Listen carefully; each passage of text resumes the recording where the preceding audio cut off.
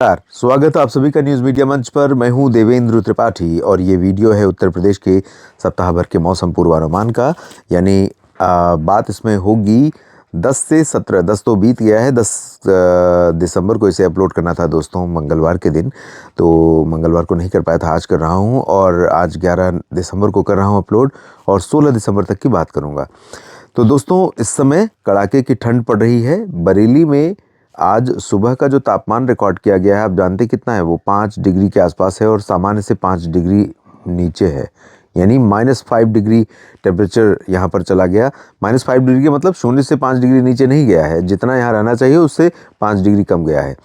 दिल्ली की बात करूँ तो दिल्ली में तापमान आज रिकॉर्ड किया गया है 4.9 डिग्री, जो कि सामान्य से 4.7 डिग्री बिलो है। आप अंदाज़ा लगाइए कि जितना होना चाहिए उसका आधा टेम्परेचर रहा है मिनिमम दिल्ली में।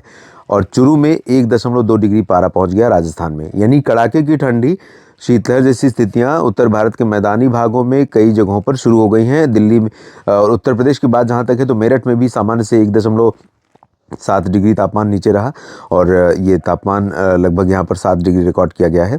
और इसके साथ साथ लखनऊ, बहराइच, लखीमपुर खीरी, श्रावस्ती, अंबेडकर नगर, अयोध्या, सुल्तानपुर, गाजीपुर, वाराणसी, भदोही, प्रयागराज, जौनपुर, प्रतापगढ़, हमीरपुर, महोबा, झांसी, ललितपुर, मेरठ, आगरा, इन सभी जगहों पर पारा गिर रहा है और मौसम में ठंडक लगातार बढ़ रही है।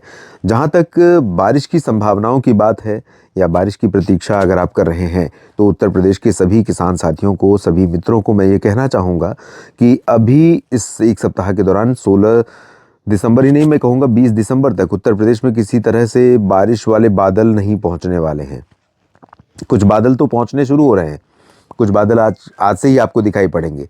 आज आपको सोनभद्र, मिर्ज़ापुर, चंदौली और भदोही, प्रयागराज, जौनपुर, गाजीपुर, बलिया, मऊ, आजमगढ़, देवरिया, कुशीनगर, गोरखपुर, अयोध्या, सुल्तानपुर, प्रतापगढ़ और कौशाम्बी, चित्रकूट, बांदा, फतेहपुर, अमेठी, अयोध्या, संत कबीर नगर, सिद्धार्थनगर, महाराजगंज, इन सभी भागों तक बादल दिखाई पड़ेंगे आज।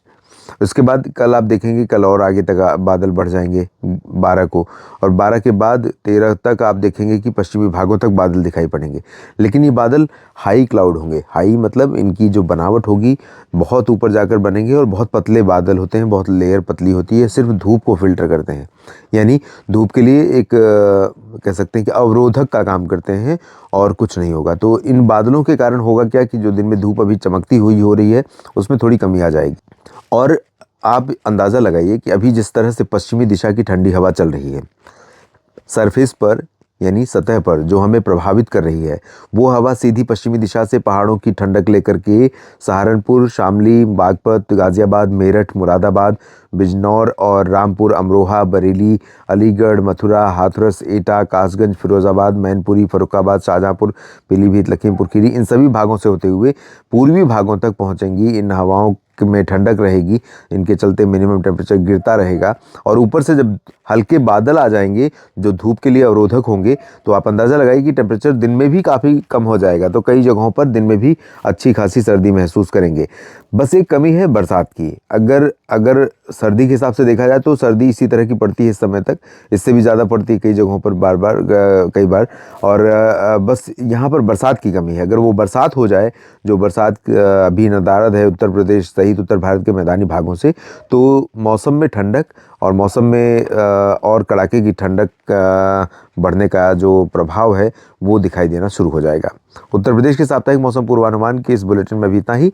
आप मेरे साथ बने रहिएगा मौसम तक चैनल और न्यूज़ मीडिया मंच पर, यूट्यूब और फेसबुक पेज मौसम तक पर। धन्यवाद।